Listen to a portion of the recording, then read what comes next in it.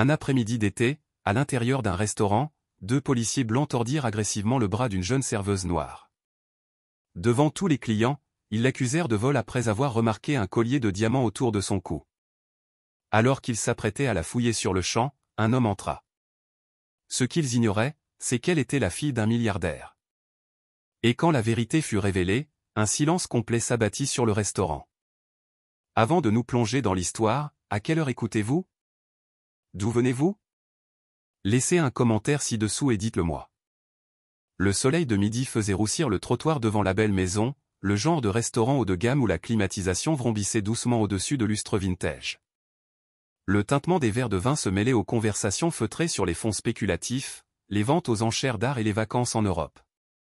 Il était juste midi passé, l'heure la plus achalandée de la journée. Les tables étaient pleines, les serveurs se déplaçaient comme un orchestre bien rodé, et rien dans l'air ne laissait présager que le monde était sur le point de basculer. Puis la porte s'ouvrit avec un doux tintement, et elle entra.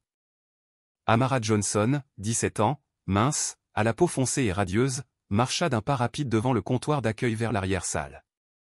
Ses cheveux bouclés étaient tirés en un chignon bas et soigné, et son uniforme, une chemise blanche impeccable rentrée dans un tablier noir, était parfaitement repassé. Elle avait cet air indubitable d'une personne élevée avec aplomb. Mais aujourd'hui, elle portait l'énergie nerveuse d'une adolescente essayant de se fondre dans un monde qui ne l'avait jamais vraiment accueillie. Elle était nouvelle ici, cela faisait tout juste une semaine qu'elle avait commencé son travail d'été. La plupart des membres du personnel l'appelaient encore « la fille discrète » et supposaient qu'elle travaillait pour économiser pour l'université ou aider sa famille. Personne ne savait qui elle était vraiment. C'est ce qu'elle voulait. Mais aujourd'hui, elle avait fait une erreur. Alors qu'elle attachait son tablier derrière sa taille dans le miroir du couloir du personnel, ses yeux se figèrent sur son propre reflet. Sa main se porta vivement à son cou.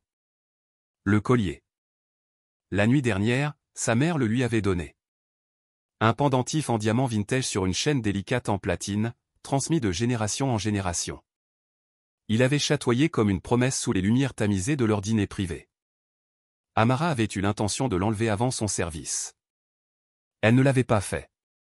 Les diamants scintillaient juste sous sa clavicule, comme un phare pour quiconque y regardait de trop près. Son pouls s'accéléra. Mince, murmura-t-elle à elle-même. Elle envisagea de faire demi-tour, mais il était trop tard. Le restaurant était plein. Le gérant détestait les retards, et elle avait déjà pointé. Elle passa la chaîne par-dessus sa tête aussi soigneusement que possible, le métal frais contre sa peau. Ses doigts tremblaient alors qu'elle rentrait le collier dans la poche avant de son tablier. Il était encore visible, à peine, une douce courbe de la chaîne qui dépassait, comme un secret menaçant de se révéler. Elle entra dans la salle, plateau à la main, sourire répété et prêt pour quiconque la regarderait. Elle semblait sereine, mais à l'intérieur, une voix murmurait « Il me regarde », et c'était le cas. Une femme à la table 3, une brune avec des boucles d'oreilles en perles et une carte MX dorée posée à côté de son verre de vin, inclina la tête alors qu'Amara passait. Ses yeux glissèrent vers le reflet du métal près de la taille de la jeune fille. L'homme assis à côté d'elle murmura quelque chose entre ses dents. Leur serveur, Jason, un jeune homme blond d'une vingtaine d'années qui travaillait là depuis des années, leva un sourcil en remarquant le collier gonflant légèrement sous le tissu. Amara força ses lèvres à esquisser un sourire. « Bonjour », dit-elle gaiement, posant les verres d'eau avec une grâce maîtrisée. Mais la chaleur de la pièce avait changé. Ce n'était pas évident. C'était subtil, comme un changement de pression atmosphérique avant un orage estival. Un collègue eut un léger rire à quelque chose derrière son dos. Une autre murmura en passant près du bar. Le maître d'hôtel, qui la saluait normalement d'un hochement de tête, ne la regarda qu'à peine. La respiration d'Amara devint superficielle. Que pensent-ils avoir vu? Elle commença à douter de tout. La chaîne était-elle trop visible? Pensait-il qu'elle ne lui appartenait pas? Pensait-il qu'elle l'avait volée? Non. Elle chassa cette pensée. Ce n'est rien. Juste finir son service. Garder la tête basse, mais son estomac était serré d'inquiétude. Elle prit une autre commande. Remplit un autre verre. Ses mouvements étaient vifs, professionnels. Mais sous la surface, Amara le sentait. Des regards la scannant, la jugeant, la calculant sans cesse, comme si elle n'avait pas sa place ici. comme si sa seule présence dérangeait un ordre tacite. Et pourtant, qu'avait-elle fait de mal? Juste une fille faisant son travail. Juste une fille qui avait oublié un collier de diamants autour de son cou. Mais parfois, une petite erreur n'est pas petite du tout.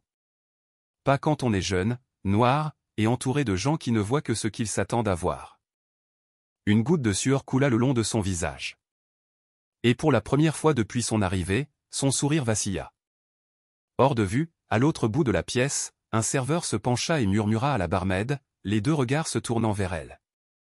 Aucun mot ne fut prononcé à voix haute. Mais le message dans la pièce était clair. Quelque chose ne collait pas. Quelque chose ne s'accordait pas. Et Amara Johnson n'avait aucune idée qu'une simple chaîne de diamants, à peine visible de son tablier, était sur le point de tout défaire. La porte s'ouvrit à nouveau, cette fois avec plus de poids que de bruit. Deux agents de police entrèrent. Tous deux blancs, tous deux grands, tous deux arborant le genre d'expression qui faisait que les gens se redressaient sur leur siège sans savoir pourquoi. Leurs uniformes étaient parfaitement repassés, leurs insignes étincelants sous l'éclairage chaleureux, et leurs ceintures encombrées des outils familiers d'une autorité supposée. Ils ne marchaient pas comme s'ils étaient là pour manger. Ils marchaient comme s'ils étaient chez eux. Le maître d'hôtel se figea une fraction de seconde avant d'offrir un hochement de tête poli et de désigner une table vide près du centre de la pièce. Les agents ne parlèrent pas. Ils marchèrent simplement, le bruit sourd de leurs bottes sur le parquet, s'arrêtant juste assez longtemps pour observer la clientèle, scannant, mesurant, jugeant silencieusement. Amara les remarqua dès qu'ils entrèrent, sentit sa poitrine se serrer alors qu'elle saisissait 2 verres d'eau au poste des plateaux. Ce sont juste des clients, comme les autres, se rappela-t-elle, s'approchant de leur table avec un calme maîtrisé. Elle sourit, même si son sourire n'atteignit pas tout à fait ses yeux. « Bonjour, messieurs. Puis-je vous apporter quelque chose à boire pour commencer ?» L'un des agents, le plus âgé des deux, se pencha en arrière sur sa chaise et la fixa plus longtemps que nécessaire. Ses lèvres se retroussèrent légèrement, non pas avec gentillesse, mais avec calcul. « Nous prendrons de l'eau, dit-il.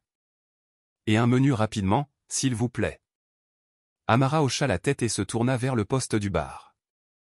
Alors qu'elle bougeait, son tablier bougea. Un délicat éclat argenté capta la lumière.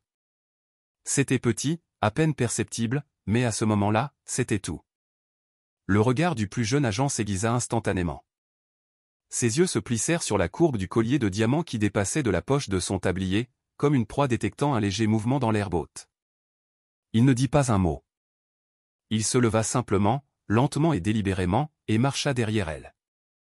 Amara le sentit avant de le voir. L'ombre qui la recouvrit soudainement. Le silence qui se répandit comme de l'encre renversée. Elle se tourna à moitié, confuse. Y a-t-il un problème, agent? Elle ne termina pas sa phrase. Sa main se referma sur son poignet, le tordant derrière son dos avec une vitesse brutale. Une douleur fulgurante traversa son épaule. Le plateau dans sa main gauche bascula violemment. Un fracas résonna dans le restaurant alors que les verres se brisaient sur le sol. Les clients haltèrent. Les fourchettes tombèrent avec un tintement. Les conversations s'interrompirent en plein milieu. Quelqu'un murmura « Oh mon Dieu !» L'agent ne sia pas. Tout le monde reste assis, aboya-t-il. Nous avons peut-être un vol en cours. Vérifiez vos affaires. Les gens fouillèrent dans leurs sacs à main, palpèrent leurs poches, regardant autour d'eux avec confusion et de peur, mais personne ne dit avoir perdu quoi que ce soit. Le deuxième agent se leva lentement, contourna la table et se plaça devant Amara. Sans demander, sans permission, il plongea la main dans la poche de son tablier et en retira le collier. La chaîne pendait de ses doigts comme une preuve accablante dans une salle d'audience. Ceci, dit-il, d'une voix froide, ne lui appartient pas. La bouche d'Amara s'ouvrit, mais aucun mot ne sortit. Un instant, elle fut suspendue dans l'incrédulité, incapable de bouger, incapable de respirer. Comment? Comment cela vient-il d'arriver? Elle ne volait pas. Ce collier était à elle. Il avait toujours été le sien. C'était un cadeau. C'était sa famille. C'était sacré. Je peux expliquer, balbutia-t-elle. C'est à moi. Ma mère me l'a donné hier soir. J'ai oublié de l'enlever. Je n'ai rien volé. L'agent tenant le collier laissa échapper un rire sec et sans humour. Oh, oui. Votre mère vous l'a donné. Elle est bijoutière ou juste une employeuse très généreuse? Il se tourna vers son partenaire. On dirait qu'on a affaire à une petite voleuse maligne. Amara secoua la tête rapidement. Non, non, ce n'est pas vrai. Je travaille ici. Demandez à n'importe qui. Je n'ai rien fait. L'agent le plus âgé la coupa. Ne vous rendez pas la tâche plus difficile. Vous avez déjà été prise sur le fait. Autour de la pièce, les clients regardaient dans un silence glacé. Personne ne se leva. Personne ne prononça son nom. Personne n'exigea de preuves avant de juger. Les mêmes personnes qu'elle avait servi quelques instants auparavant la regardaient maintenant comme une étrangère, comme quelque chose de dangereux, comme quelque chose d'inférieur. Jason se tenait derrière le bar, la mâchoire serrée, mais il ne dit rien. Le gérant avait disparu dans son bureau. Le cœur d'Amara tambourinait dans sa poitrine. Ses yeux piquaient, mais elle refusa de pleurer. Pas encore. Pas devant eux. Elle leva les yeux vers l'agent qui lui tenait le bras. S'il vous plaît, je n'ai rien fait de mal. Il ne desserra pas sa prise. Pour la pièce, elle n'était plus une jeune fille essayant de travailler dur et de faire sa propre voix. Elle était autre chose maintenant. Une suspecte, une intruse, un récit qu'ils comprenaient tous trop bien, et que personne n'avait le courage de remettre en question. Un collier, un instant, et soudain elle était en procès. Elle se tenait immobile au centre de la pièce, entourée de regards plus tranchants que des couteaux, chacun un verdict silencieux, chacun la découpant en morceaux qu'elle ne reconnaissait pas. Et le pire, c'est que personne ne se demanda même si cela pouvait être vrai. Ils le crurent simplement parce qu'elle ressemblait à quelqu'un qui le ferait, parce que pour eux, quelqu'un comme elle n'avait pas sa place avec quelque chose comme ça. Le restaurant n'était plus un restaurant. Il était devenu une salle d'audience. Pas de juge, pas de jury, seulement des témoins silencieux trop effrayés pour parler, trop incertains pour agir, trop disposés à laisser le silence masquer leur malaise. Le tintement des verres avait cessé depuis longtemps. Les conversations avaient disparu. La douce musique classique diffusée par les haut-parleurs était désormais une bande-son étrange pour quelque chose de bien plus froid, de plus cruel. Amara se tenait figée au milieu de la salle à manger, son poignet toujours fermement agrippé par le plus jeune agent. Ses épaules lui faisaient mal, sa fierté avait déjà subi plus de coups que sa peau. L'agent le plus âgé leva le collier de diamant comme un trophée, sa voix lourde de sarcasme. « Racontez-moi encore, dit-il, en levant un sourcil. Votre mère vous a donné ça? Oui, répondit Amara. Sa voix était tremblante mais déterminée. C'était un cadeau. Elle me l'a donné hier soir. J'étais pressé ce matin et j'ai oublié que je le portais. C'est tout. La pièce resta immobile. Pas de halètement d'indignation. Pas une voix ne s'éleva pour la défendre. Juste le regard fixe des clients qui lui avaient si récemment souri, complimenté son service, la laissé remplir leur verre d'eau avec un merci. Maintenant, ils ne faisaient que regarder, leurs yeux ternes de suspicion. L'agent secoua lentement la tête, non pas comme un signe de considération, mais comme s'il était déçu de la piètre qualité de son mensonge. C'est une chose assez chère pour oublier que vous la portez.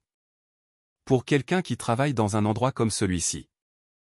Amara ouvrit la bouche, essayant de répondre, mais les mots restèrent coincés dans sa gorge. Que pouvait-elle dire qu'il croirait?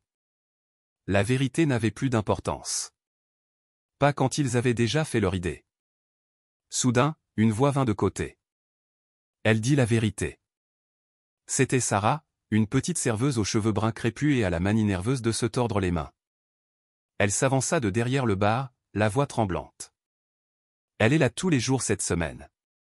Toujours à l'heure, toujours polie, toujours professionnelle. Ce n'est pas une voleuse.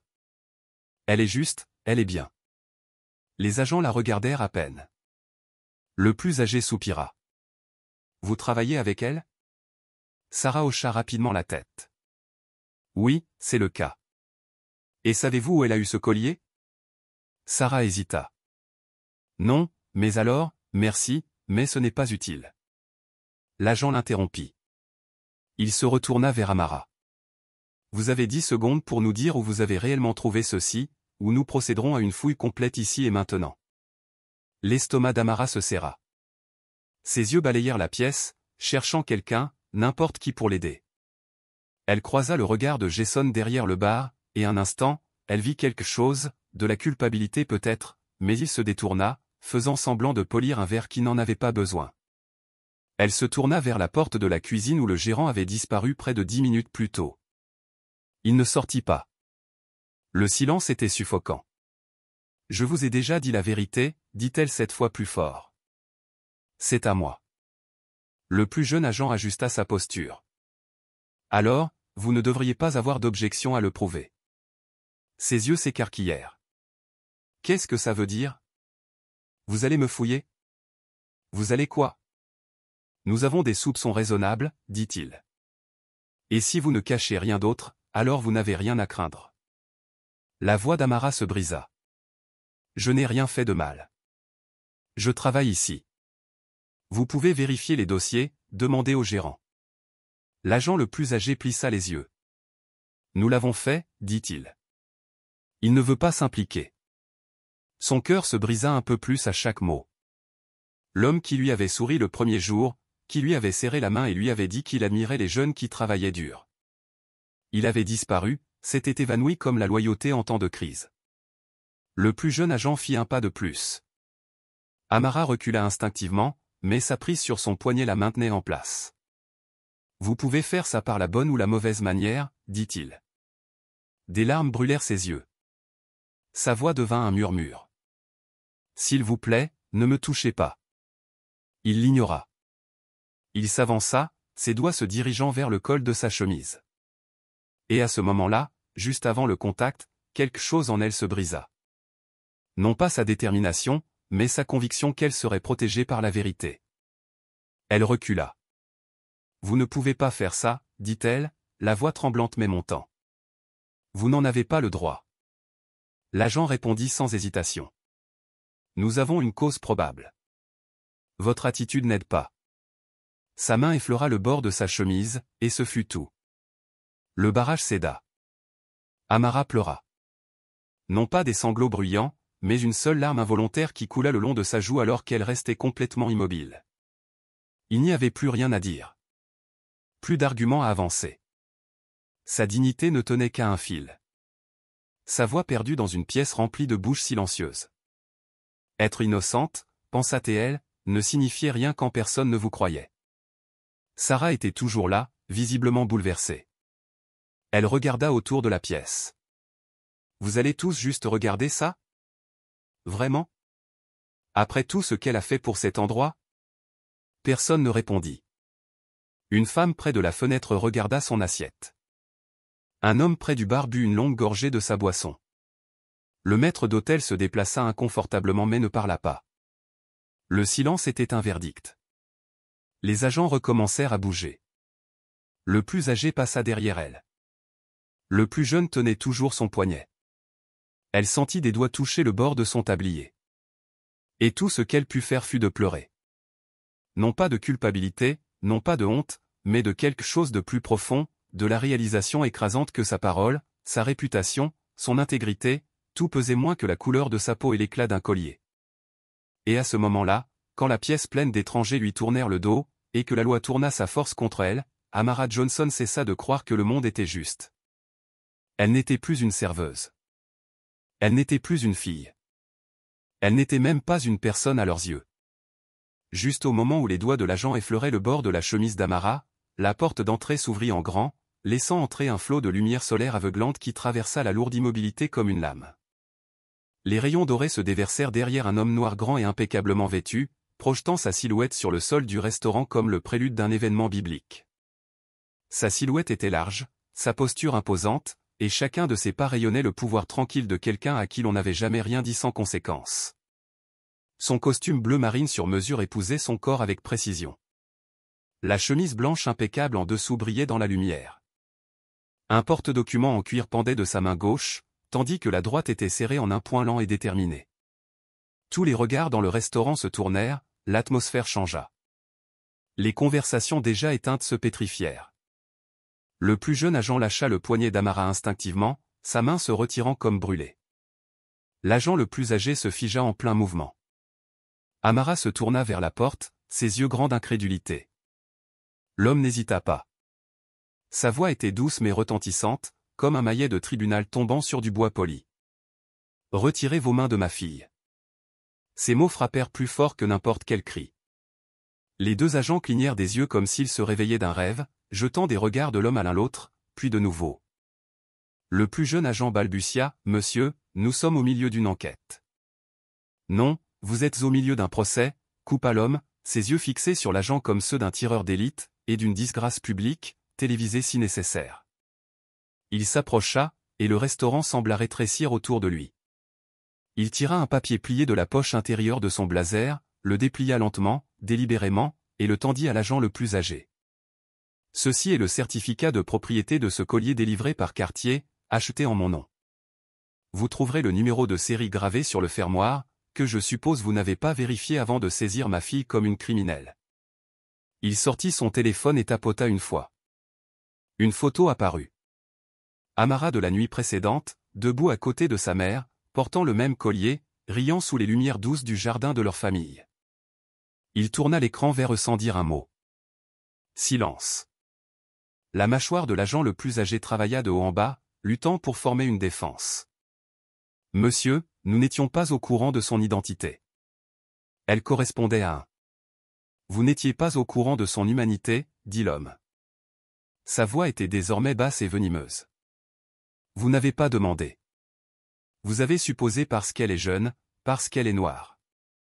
Parce qu'elle travaille dans un restaurant au lieu d'être chauffeur pour un pantouse. » Il se tourna maintenant vers la pièce, sa voix montant, s'adressant non seulement aux agents, mais à chaque client qui était resté assis là en silence, à chaque employé qui lui avait tourné le dos. « Combien d'entre vous sont restés les bras croisés pendant qu'ils essayaient de fouiller ma fille devant des étrangers? Combien d'entre vous ont pensé qu'il était plus facile de regarder que de remettre cela en question? » Pas une âme ne répondit. Le maître d'hôtel ouvrit la bouche, puis la referma. Jason regarda ses chaussures. Les yeux de Sarah se remplirent de larmes. Une voix crépita à la radio sur la ceinture de l'agent le plus âgé. Il l'éteignit sans écouter. Le plus jeune fit un pas en arrière, soudain incertain de l'endroit où poser ses mains, de la manière de se tenir. Puis vint le claquement de talons. Deux journalistes d'une chaîne locale, alertés par quelqu'un à l'intérieur du restaurant, suivis d'une équipe de tournage. L'homme les accueillit d'un hochement de tête. Timing parfait. Il fit face aux agents une fois de plus. Avec effet immédiat, je retire mon investissement de 8 millions de dollars du projet de rénovation du commissariat. Je ne construirai pas de nouveaux murs pour abriter la même pourriture. Cet argent ira désormais à une fondation, une école pour la justice, un lieu pour former la prochaine génération à voir la couleur sans haine et l'autorité sans arrogance. Un murmure se répandit dans le restaurant. L'agent le plus âgé s'éclaircit la gorge, désespéré de retrouver le contrôle. « Monsieur, s'il vous plaît, si nous avions su, si vous aviez su qui était son père, vous l'auriez traité comme un être humain. » L'homme demanda, « C'est ce que vous dites ?» L'agent ne dit rien. Les lumières des caméras s'allumèrent. Les journalistes se pressèrent. Quelqu'un à l'extérieur commença à diffuser en direct. L'homme se tourna vers Amara, son ton s'adoucissant. « Es-tu blessé ?» Elle hocha légèrement la tête, les yeux fixés sur lui, essayant de se retenir de pleurer. Non pas de tristesse cette fois, mais du flot d'émotions qui venait de se sentir enfin vu. Il posa une main doucement sur son épaule, puis se tourna de nouveau vers les agents. « Votre commissariat aura des nouvelles de mes avocats avant le coucher du soleil. » Il ne leva plus la voix. Il n'avait pas besoin de le faire. Sa présence avait accompli ce que des cris n'auraient jamais pu faire. Elle avait changé l'équilibre du pouvoir dans la pièce. Les journalistes se regroupèrent. Les micros se tendirent. Le maître d'hôtel retrouva enfin sa voix. « Monsieur Johnson, nous ne savions pas. »« Je sais, » répondit l'homme froidement. « Vous ne vouliez pas savoir. » Il se tourna vers la porte, guidant Amara à ses côtés. À chaque pas, les gens qui l'avaient auparavant ignorée, la regardaient maintenant différemment, certains avec honte, d'autres avec culpabilité, quelques-uns avec quelque chose de proche de l'admiration, mais aucun d'eux ne parla. Et Amara, encore secouée, encore à vif, marcha fièrement, car la vérité était entrée juste derrière elle, et pour une fois, elle avait une voix plus forte que l'accusation. Le soleil se déversait par les hautes fenêtres du nouvel institut de justice, illuminant les parquets en chêne poli et les visages de la nouvelle cohorte assise en rangées parfaitement alignées. C'était le premier jour d'orientation, une cérémonie non seulement pour les étudiants, mais pour une vision née de la douleur, du but et de la volonté féroce de changer ce qui était resté longtemps incontesté. Les bannières suspendues au plafond ne portaient aucun slogan, aucun symbole politique, juste une seule phrase en caractères gras, l'équité n'est pas donnée. Elle est exigée et défendue. Amara Johnson était assise au premier rang, ses mains reposant sur le programme plié sur ses genoux, le bord de la manche de son blazer tremblant légèrement. La dernière année avait été une année de silence, d'études, de feu et de transformation. Après cette journée au restaurant, après les gros titres des tribunaux, les excuses publiques, les tournées de presse et l'indignation générale de la ville, elle avait choisi de ne pas disparaître. Elle avait choisi de s'élever. La candidature à l'Institut de justice, entièrement financée par l'investissement de son père redirigé du commissariat, avait été la décision la plus facile qu'elle ait jamais prise. Elle n'avait pas postulé avec une lettre de recommandation de sa part. Elle n'avait pas inclus les articles de presse ou les interviews médiatiques. Elle avait rédigé un essai personnel, long, brut et exigeant, sur la différence entre ce qui est légal et ce qui est juste. Elle avait gagné sa place ici. Maintenant, alors que le doyen terminait son introduction et que la foule tournait son attention vers le podium, Amara se leva lentement. Elle passa devant des rangées d'étudiants, de professeurs, de journalistes et d'anciens élèves, ses chaussures claquant doucement sur le sol de la scène. La pièce tomba dans un silence, non pas de scepticisme, mais de révérence. Elle atteignit le podium, ajusta le microphone et prit une inspiration qui stabilisa tout en elle. Sa voix, quand elle vint, était calme et ferme, façonnée par l'expérience, mais non courbée par elle. Il y a un an, je me tenais dans une pièce remplie de gens qui connaissaient mon nom, qui me serraient la main, qui louaient mes manières, et quand j'ai eu le plus besoin d'eux, ils n'ont rien dit. Non pas parce qu'ils me haïssaient, mais parce que le silence est plus sûr que la résistance. J'ai été accusé sans raison, touché sans consentement, humilié sans preuve, et pourquoi? Un collier qu'ils ne pouvaient pas imaginer quelqu'un comme moi posséder. Elle fit une pause. Les regards à travers la pièce restaient fixés sur elle. Quelques-uns avaient déjà les larmes aux yeux. Je n'ai pas été condamné par un tribunal, mais j'ai été condamné par un tribunal de présomption. Je n'ai pas été reconnu coupable à cause de ce que j'ai fait. J'ai été traité comme coupable parce qu'ils ne pouvaient pas concevoir qu'une jeune fille noire en tablier puisse appartenir à un monde de diamants. La pièce resta immobile, le poids de chaque mot s'enfonçant profondément. Mon père est venu me chercher ce jour-là, continua-t-elle d'une voix ferme, mais chargée d'émotion, et je lui en serai éternellement reconnaissante. Pourtant, tout le monde n'a pas quelqu'un doté de ce pouvoir, capable de franchir la porte et d'arrêter l'humiliation. Toutes les filles ne sont pas secourues. C'est pour cela que je suis ici. Pas seulement pour devenir procureur. Pas seulement pour gagner des procès. Je suis ici pour bâtir un système qui n'ait pas besoin de sauveur, pas besoin d'un miracle pour qu'on soit protégé dès le départ. Elle balaya la salle du regard, croisant les yeux d'étudiants qui, comme elle, portaient leurs propres histoires. Certains bruns, certains noirs, certains blancs, d'autres encore incertains de leur place dans ce monde mais tous, sans exception, suspendus à ces mots.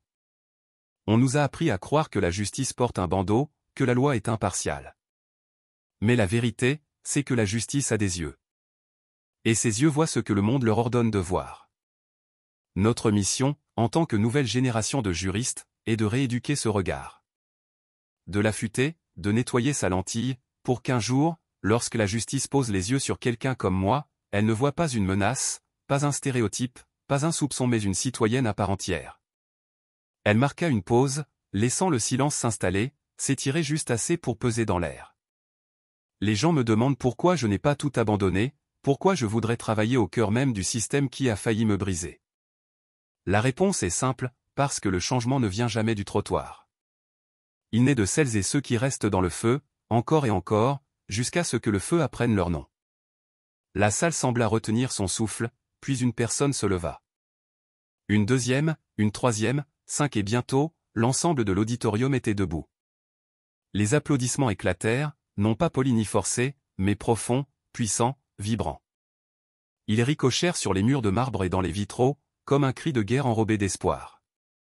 Le doyen essuya discrètement ses yeux. Un étudiant sanglotait à découvert. Un autre, les mains tremblantes, souffla à son voisin, « Je n'ai jamais rien entendu d'aussi fort de toute ma vie. » Quand Tamara descendit de la scène, son père l'attendait au pied des marches. Il ne prononça pas un mot. Il posa simplement une main sur son cœur et hocha la tête. À cet instant, elle comprit que son histoire ne s'était pas achevée ce jour-là, dans ce restaurant. Elle avait commencé. Et désormais, armée du feu de la vérité et de l'acier de la détermination, elle n'était plus seulement en train de survivre, elle avançait, elle menait. Plus tard dans la soirée, alors que les chaînes d'information rediffusaient des extraits de son discours à travers la ville, un autre titre, plus discret, apparut en bas de l'écran, les agents impliqués dans l'incident de la belle maison officiellement renvoyés après un examen interne. L'article précisait que les deux hommes avaient été jugés en violation des protocoles de conduite, coupables d'usage excessif de la force et de pratiques policières fondées sur les préjugés. L'un avait démissionné avant même son audience disciplinaire. L'autre avait perdu son insigne et était désormais interdit d'exercer dans tout l'État.